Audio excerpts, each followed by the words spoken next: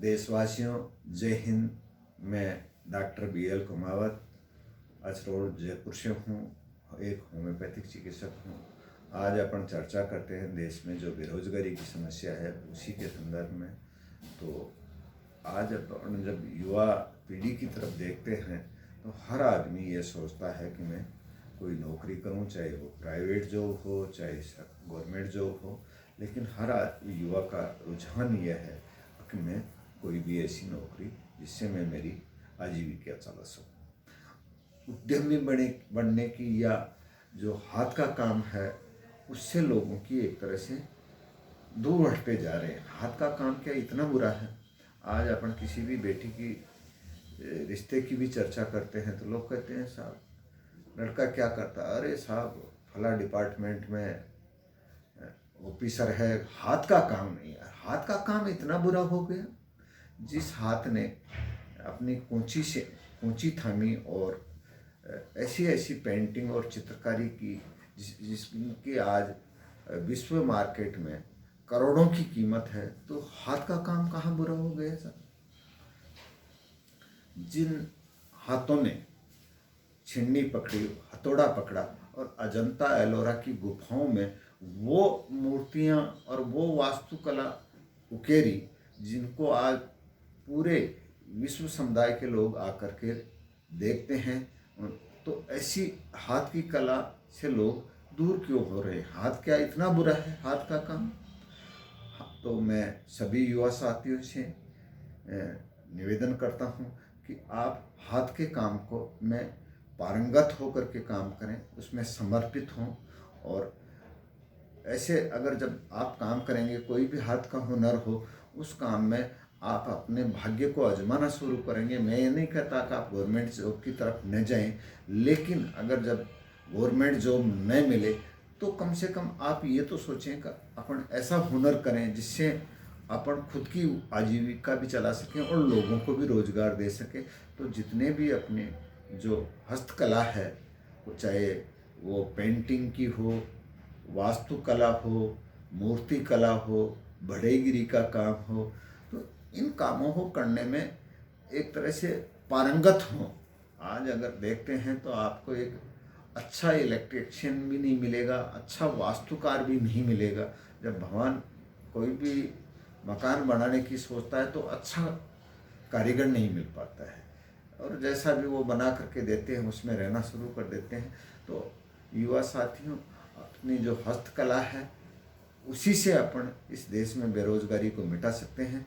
बस केवल है तो आप अपने आप को उस कला के प्रति समर्पित होकर के लगना है। डे बाय डे अपने आप को अपग्रेड करते रहना है, जिससे एक आपका नाम इस देश में हो, एक कलाकार की हैसियत से आपका नाम आए और आप बेरोजगार लोगों को रोजगार देने में सक्षम हो।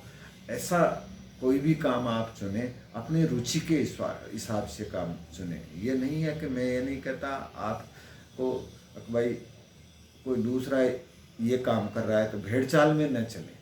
अपने जो भी जिस भी फील्ड में आपकी रुचि हो उस फील्ड में आप करते हुए गवर्नमेंट जॉब की तरफ भी रहें। अगर गवर्नमेंट जॉब नहीं लगता है तो फिर आप उस काम में जो भी काम कर रहे हैं उसमें पारंगत रहेंगे तो आपको आजीविका की कोई समस्या नहीं आएगी।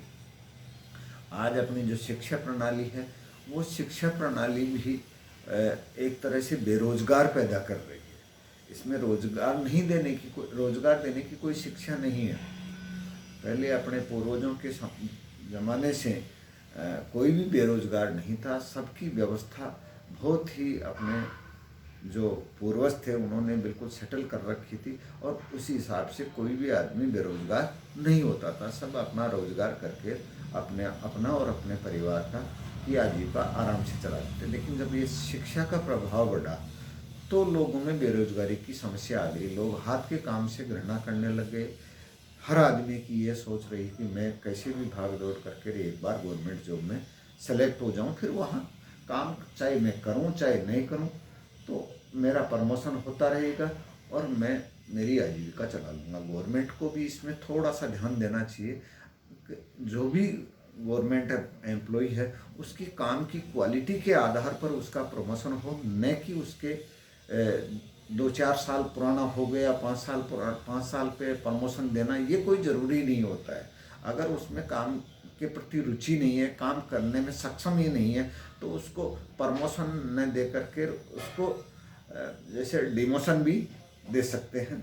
ऐसा अगर प्रावधान हो तो लोग अपने आप ही काम करेंगे। आज हर डिपार्टमेंट में लोग काम करने में रुचि नहीं रखते हैं। कुछ लोग हैं जो अपने काम में, जो भी काम उनको सौंपा जाता है उसमें बिल्कुल समर्पित होकर के काम करते हैं। वो अफसरों के भी एक तरह से चहेते होते हैं, और जो पब्लिक से जो जिनका लगाव होता है वो पब्लिक भी उन लोगों से संतुष्ट होती है।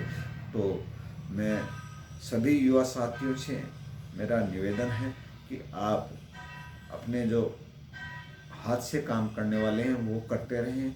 आप पूर्णतया ये नहीं कि मैं गवर्नमेंट जॉब की तरफ ही मैं तैयारी कर रहा हूँ। आज अपन किसी भी युवा से बात करते हैं, क्या कर रहे हो? साहब कुछ नहीं।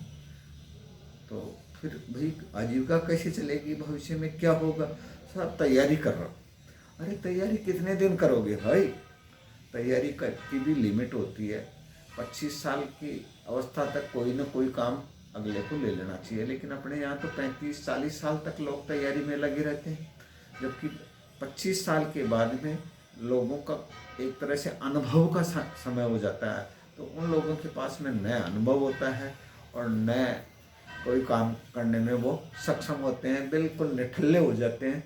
और फिर उनका एक तरह से समाज के ऊपर उनका दायित्व आ जाता है। बच्चे भी उनके बड़े बड़े हो जाते हैं, स्कूल में जाने लग जाते हैं, फिर वो काम करने के लिए काबिल ही नहीं रहते हैं और वो घिसी पिटी ज़िंदगी जीते हैं। तो इससे दूर रहें। जब भी आप कॉलेज से पास आउट हों या शिक्षा की जो आपकी समय सीमा है या लक्ष्य है आपका कि मैं यहाँ तक ये शिक्षा लूँगा, वो शिक्षा लेने के बाद में अपनी आजीविका की तरफ भी रुचि रखें, तैयारी करते रहें। लेकिन अपनी आजीविका को, कोई भी आजीविका के लिए कोई साधन पकड़ करके, जैसे मान लो कोई हस्तकला का काम है, चाहे आप किसी बिजनेस में रुचि रखते हैं तो बिजनेस में भी शुरुआत कर सकते हैं। कहीं आप किसी के साथ में काम करते हुए अनुभव भी ले सकते हैं, तो ये अनुभव आप लोगों के ही काम आएगा। तो जय हिंद, जय युवा साथियों। आने वाला देश का भविष्य हो आप। और मेरी बात हो सकता है कई लोगों को कड़वी लगे, उसके लिए मैं क्षमा का प्रार्थी हूँ। जय हिंद, जय भारत।